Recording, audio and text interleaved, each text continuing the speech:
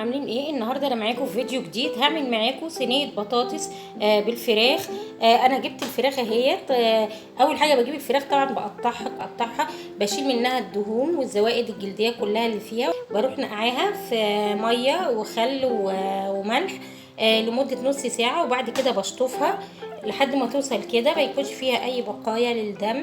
كمان بصلتين كبار، انا قطعت البصله نصين كده عشان اعرف اقطعها، ولما يكون عندك بصلايه كبيره بتقسميها نصين كده عشان تبقى سهل عليكي في التقطيع والتقشير. خد البصله ديت واقطعها ترانشات. صينيه كبيره اهيت وحطيت فيها نص كوبايه زيت، اي نوع زيت، او لو حابه تضيفي سمنه او زبده اي حاجه متاحه عندك بتحطيها. وهبدا احط هنا الفراخ في الصينيه عشان اشوحها على القطعه اللي فيها اللحم كده. الاول الفراخ اهيت وقلبتها الناحيه التانية. هبدا دلوقتي هضيف لها بقى التوابل اللي انا هعملها بيها. اول حاجه انا هضيف توم بودره، ولو ما عندكيش توم بودره هتقشري كام فص توم، وبعد كده هتقطعيهم حلقات وتضيفيهم على الفراخ. هضيف الملح في الاسمر، البصل اللي انا قطعته كده حلقات. البصله اتشوحت ديت معايا كده، هبدا اضيف لها بقى ميه عشان اسويها. استوت معايا نص سوا، او الشوربه اللي انا حطاها بدات تغلي اهيت كويس. هبدا بقى اضيف البطاطس، غسلتها وقطعتها حلقات. الاول قشرتها وبعدين غسلتها وبعدين قطعتها حلقات بالشكل ده، وبعدين شطفتها تاني وصفيتها من الميه حلقات. بس الحلقات ما تكونش خفيفه، تكون تخينه شويه كده محمله يعني، عشان لما تتحط مع الفراخ ما تتهريش. هبدا هنا احطها هنا بقى كده مع الفراخ.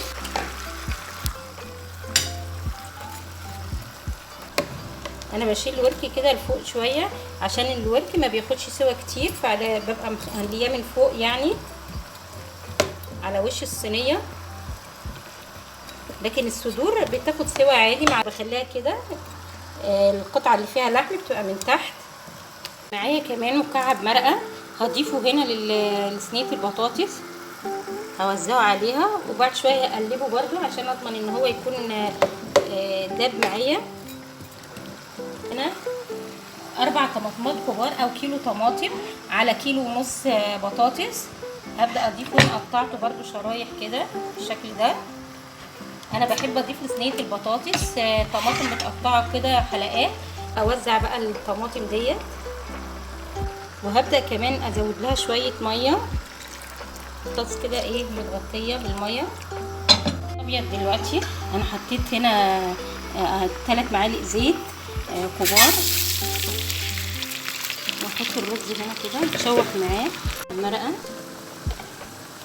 هضيف لكل كوبايه رز معلقه ملح، هشوحهم كده في الزيت لحد ما المرقه تدوب معايا. سهيت خلاص كده. انا هحطها دلوقتي في الفرن على الصاجه عشان تكمل تسويتها، وبعد ما تشرب السوائل اللي فيها ديت برفعها فوق عشان تاخد لون معايا. شوح معايا خلاص اهو. هبدا اضيف له الميه، كل كوبايه رز عليها كوبايه ميه. وبعد ما يتشرب الرز معاكي لو حسيتي ان هو ناشف شويه بتزودي له شويه ميه صغيرين، وبتهدي عليه النار فبيكمل تسويته. في حاله لو انت ما ظبطتيش ميه الرز بتاعته. ده الشكل النهائي لصينيه البطاطس بالفراخ. بالهنا والشفا، واتمنى الوصفه تعجبكم، واتمنى انتوا تجربوها. ما تنسوش اللايك والشير والاشتراك في القناه.